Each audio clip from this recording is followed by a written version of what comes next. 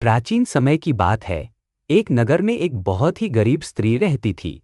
वह मंगलवार के दिन श्रद्धा से हनुमान जी का व्रत रखती और पूजा करती थी।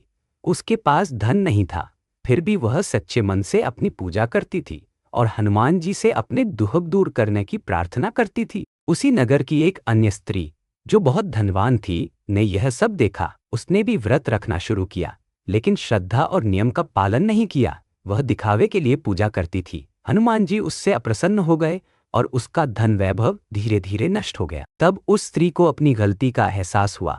उसने सच्चे मन से क्षमा मांगी और फिर से श्रद्धा व नियम से मंगलवार व्रत रखने लगी। हनुमान जी ने दया की और उसे भी सुख समृद्धि प्रदान की। हनुमान जी उसकी भक्ति से प्रसन्न हुए और साधु के रूप में प्रकट होकर उसे आशीर्वाद दिया। कुछ समय बाद उस स्त्री के सारे कष्ट दूर हो गए। उसके घर में धन, सुख और शांति आने लगी।